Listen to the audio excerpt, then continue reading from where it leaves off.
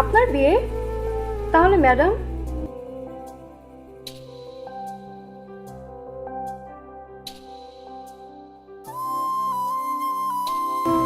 সকালে মেইল আসছে, আমার স্কলারশিপটা হয়ে গেছে, কিন্তু মা যাওয়া আসার খরচ বাদ বাকি যাবতীয় সব খরচের টাকা দিতে পারবে না বলে দিছে। তুই কি করবি রে? তুই টাকা কোত্থেকে পাবি?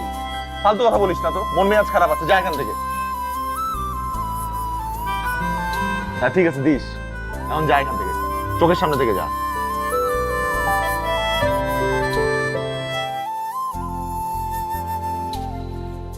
তুই না থাকলে আমার কি হবে?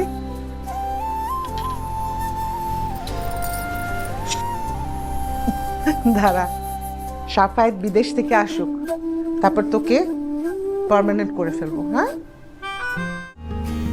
কিরে কেমন আছিস?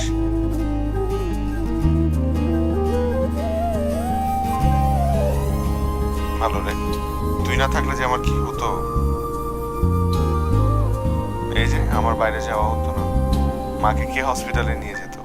তোরা না থাকলে মাকে হয়তো বাঁচানোই যেত না। এতদিন ধরে তোরাই তো ছায়া হয়েছিলি। যত তাড়াতাড়ি সম্ভব চলে আসবো, ঠিক আছে? মায়ের খেয়াল রাখিস। হ্যাঁ, আমাদের বাড়িওয়ালা রেজা আঙ্কেলের মেয়ে তিস্তার সাথে আমার মা হুট করে আমাকে না জানিয়ে বিয়ে ঠিক করে ফেলেছিল। তিনি এবং তার মেয়ে তিস্তা আমাদের পরিবারের জন্য যা করেছে, সেখানে আমার কোনোভাবেই তাদের প্রস্তাব ফিরিয়ে দিতে পারেনি।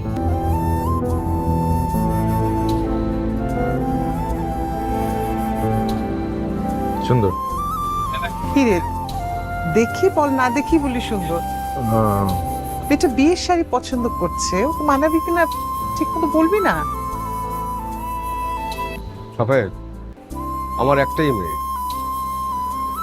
ও কথা বলতে পারে না তো, তাই ওর কথা কেউ না বুঝলে বহু কষ্ট পায়। তুমি ছাড়া তিস্তাকে অন্য কারো হাতে তুলে দিতে সাহস পাই না। তোমাকে আমি আমার ছেলের মতো মনে করি, তুমি ওকে ভালো রেখো, কখনো কষ্ট দিও না। আপনি চিন্তা করবেন না আঙ্কেল, আমি আপনার মেয়েকে কখনো কষ্ট দেব না। আমার কিছু গুরুত্বপূর্ণ কথা বলতে চাই।